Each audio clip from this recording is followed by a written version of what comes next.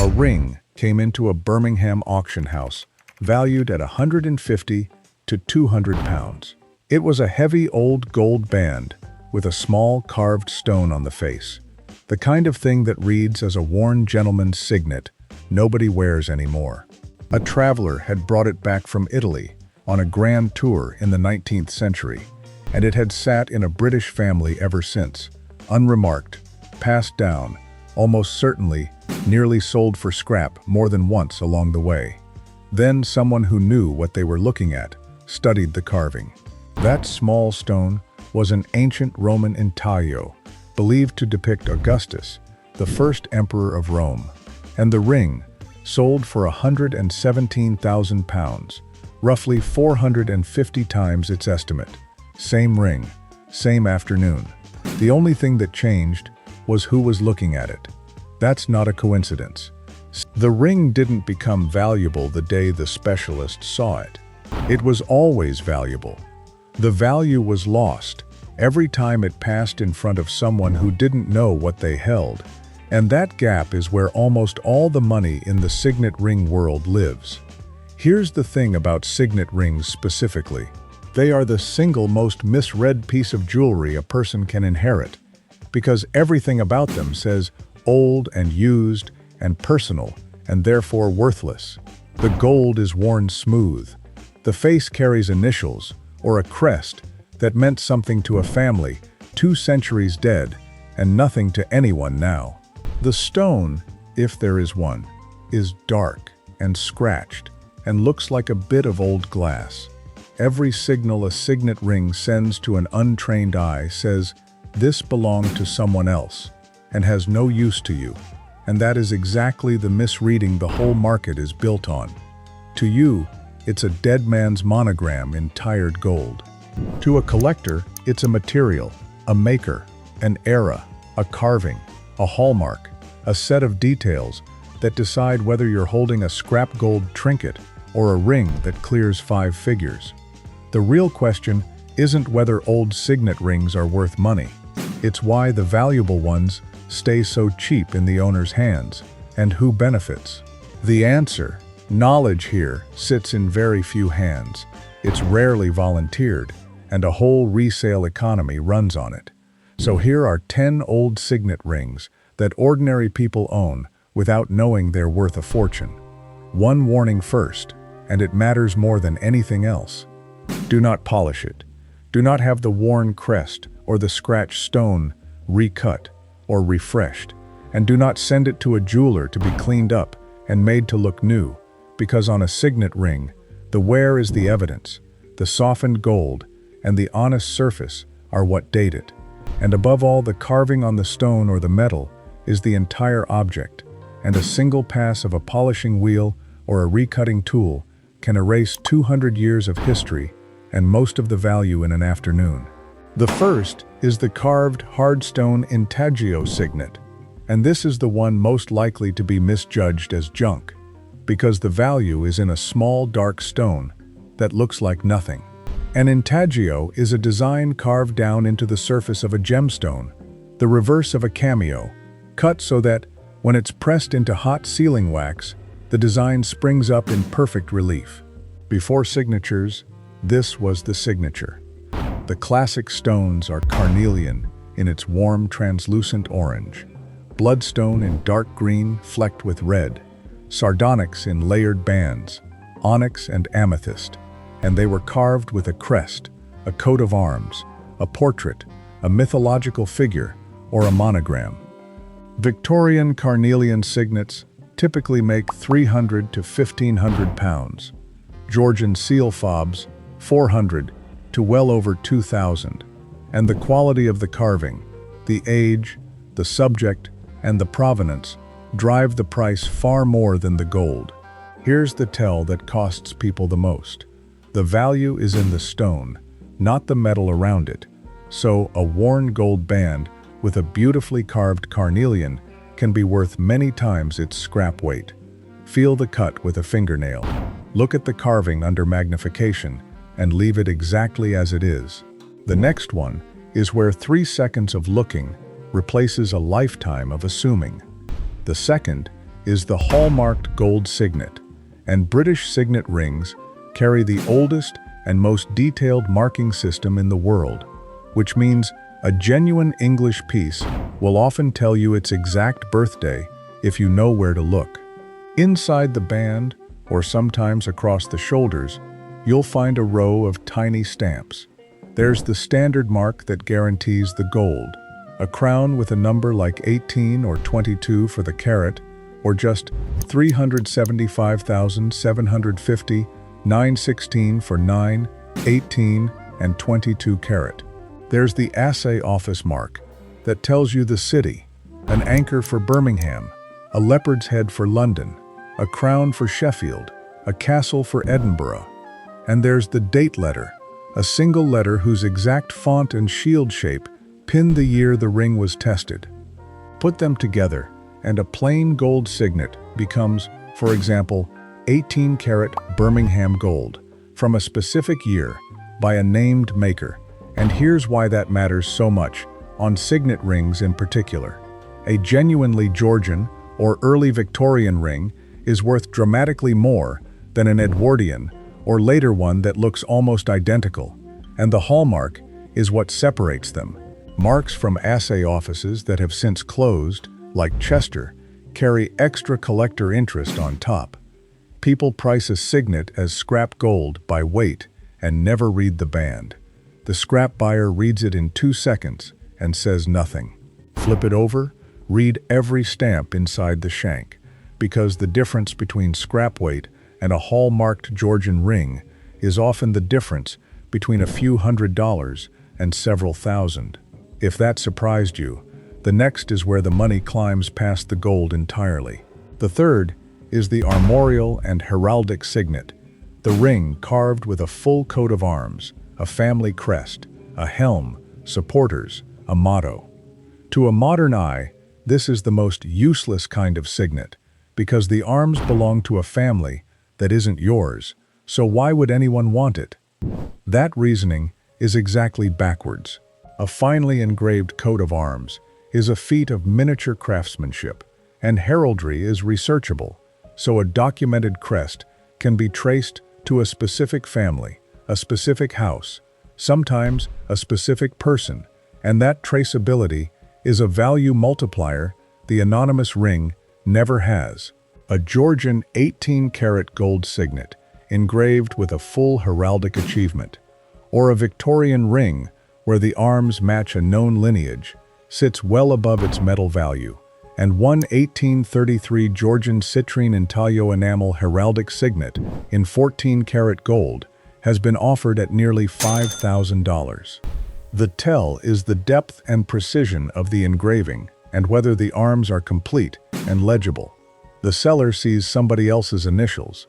The buyer sees a research trail leading to a name and a date. Now, let me say one thing, and then I will not bring it up again. I have gathered this way of looking at things into a book, and the link is down in the description. It is not about signet rings in particular. It is about the 5 questions you ask of anything old: what it is made of, who made it, when, whether it is genuine, and what people have actually paid. That is the eye. If you want it, it is there. That is all. Now back to the rings. The fourth is the Georgian seal ring and the fob seal, where the ring is a tool and the tool is the treasure. Before the mid-19th century, a gentleman sealed his letters with wax, and the seal, whether worn on the finger or hung from a watch chain as a fob, was carved in reverse so it would read correctly in the wax. Georgian seal rings from the 1700s and early 1800s are genuinely scarce because they were working objects, worn hard, and because gold was routinely melted and recycled across generations, so relatively few survive intact. A Georgian carnelian seal ring from around 1790, or a gold fob seal with a carved bloodstone matrix, is a documented collecting field in its own right, and the swiveling fob seals that let one piece carry 2 or 3 different carved faces are especially prized. The trap is that these look strange and purposeless to a modern person.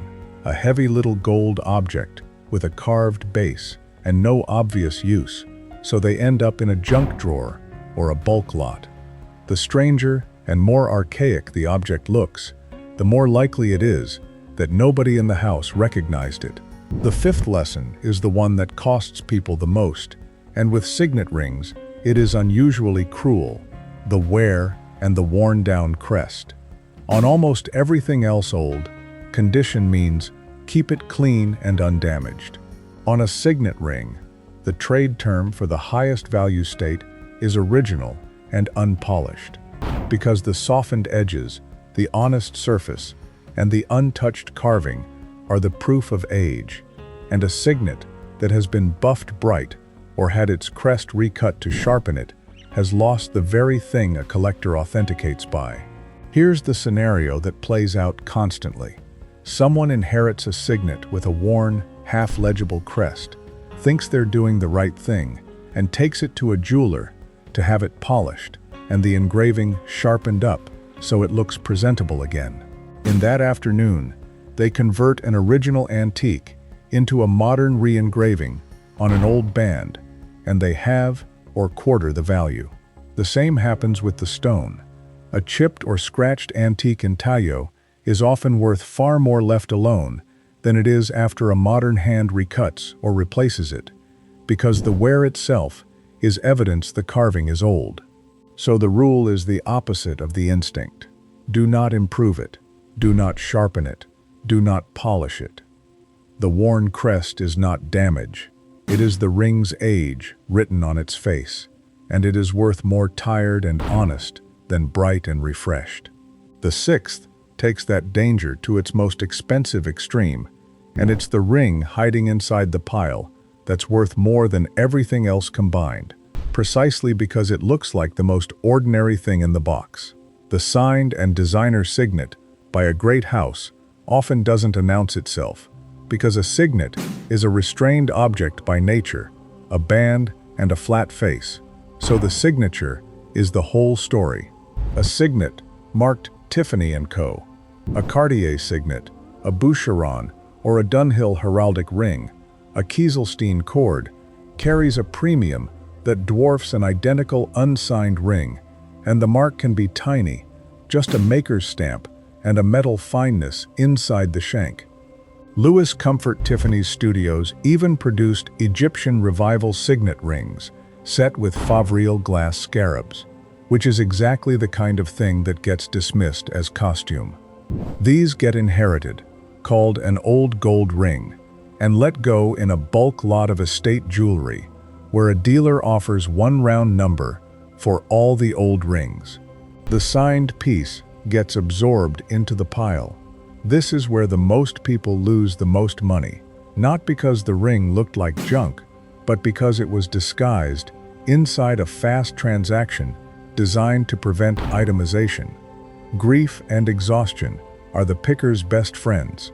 So the rule, plainly, never sell rings in a bulk lot.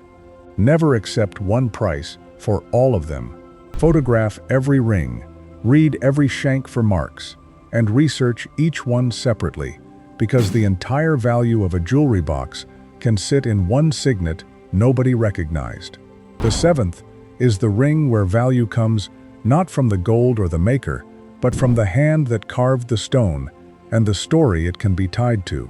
Provenance and attribution transform a signet more than almost any other object, because a carved stone can sometimes be attributed to a known gem-engraver, and a ring can be tied to a documented owner, a collection, or a grand tour acquisition. The great neoclassical engravers and workshops like the Tassi studio that produced famous molded portraits and intaglios in the 18th century are names the market recognizes and pays for.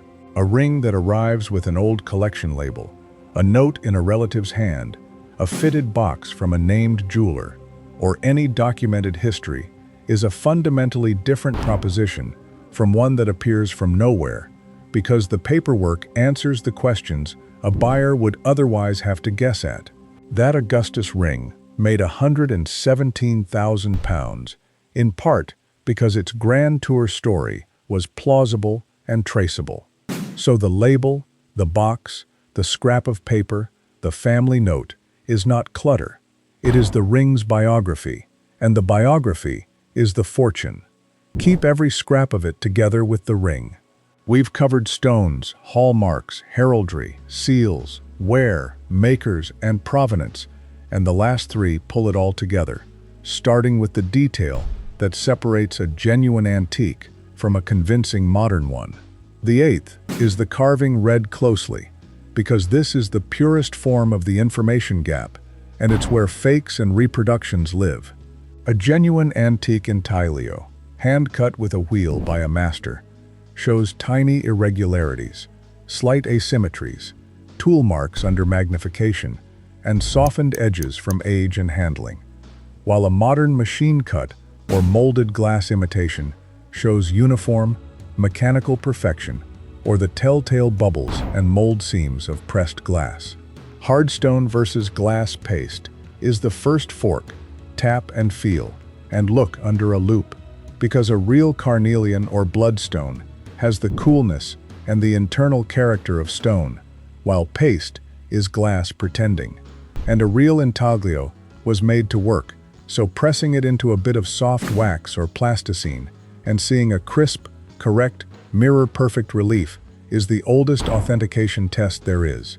So when you research, do not look at active listings, the rings for sale with hopeful asking prices, because anyone can ask any number, and those are fiction. Look at sold listings, what rings actually changed hands for, and match the exact stone, carving, era, and gold standard. Active listings tell you what sellers wish. Sold listings tell you the truth. The ninth is the stone that got moved, the ring that got married, and the name that stayed while the workshop changed. The read it twice story running through this whole market. In signet rings, this takes a specific and important form. A genuinely ancient or antique intaglio is very often set into a much later ring because the stone outlived its original mount and was reset by a Georgian, Victorian, or 20th century jeweler who prized the ancient carving. That is not a fault and it is not a fake. It is a documented and often desirable practice, but you have to read the two halves separately because the Roman stone and the Victorian band have completely different dates and values, and a seller may not know or may not say which is which. The opposite trap is the modern reproduction sold as antique and the reused brand name, since the great houses were bought, merged, and continued under new ownership, so a familiar name tells you little until you read the era from the hallmark. The genuine article is judged by its parts read honestly: the age of the stone, the age of the mount, the hallmark, the carving, not by the impression the whole thing wants to give. A ring that looks too perfect for its claimed age, or whose stone and band don't agree in wear and style, is telling you something the person who knows will read, and the person who doesn't will miss. The 10th is the grail, where every principle compounds and the ceiling disappears, the most extreme version of the central truth, that the value was lost the moment it passed from someone who knew to someone who didn't. At the very top sit the signet rings that look like nothing in a drawer. An ancient Roman or Greek intaglio in gold, a carved carnelian of a god, an emperor, a theater mask, 1st to 3rd century, that reads as a scratched old stone and can run from 4 figures into the tens of thousands and, with the right subject and provenance, past 100,000. A Renaissance signet with an even older reused intaglio and champlevé enamel shoulders. A Georgian armorial in high-carat gold with crisp heraldry and a documented family. A signed piece from a great house, a Stuart or Tudor seal ring of the kind that turns up once in a generation. And here's what makes signet rings genuinely different from almost every other object. The ring can be 2,000 years old, can have sealed the letters of a Roman senator, and still look like a tired gold band with a bit of dark glass on top, because a seal was a working tool, and working tools wear, and that wear is exactly what disguises them in a modern drawer. Every lesson converges here. The stone and the carving, the hallmark and the maker, the era of the mount, the heraldry and the provenance, the wear that must never be polished away, and the venue, because where you sell matters as much as what you sell. A rare signet sold to a pawn shop or a scrap gold buyer or a bulk estate dealer is sold to whoever weighs it, while the person who'll recognize and pay for it is a specialist antique jewelry dealer, an intaglio and seal specialist, or an auction house with an antiquities or jewelry department that reads carvings and hallmarks for a living. So here's the checklist that flips you from the person being collected from to the person who knows. Don't polish it. Don't recut the crest. Don't replace or refresh the stone. Don't send it to be made to look new. Leave every worn edge and honest scratch where it is. Turn it over and read every hallmark inside the shank, and study the carving on the face under magnification, because the look of the ring is only the beginning, and the stone and the stamps are the truth. Press it into wax if you want to see what it was made to do. Keep the box, the label, and any family note together with the ring. Never sell in a bulk lot. Research on sold listings, not active ones. And when you've found something real, take it to a specialist, not a passerby. If you recognized even one of these, hit the like button and comment below if you've got an old signet ring you can't identify, especially a worn one with a crest or a dark carved stone, and I'd be happy to take a look. Subscribe if you want the part of the market the resellers already know and won't share. Because the truth under all 10 is simple. These rings were never worthless. They were built to look like the ones people throw away. And the only thing standing between you and what they're really worth is knowing. That's not a coincidence either.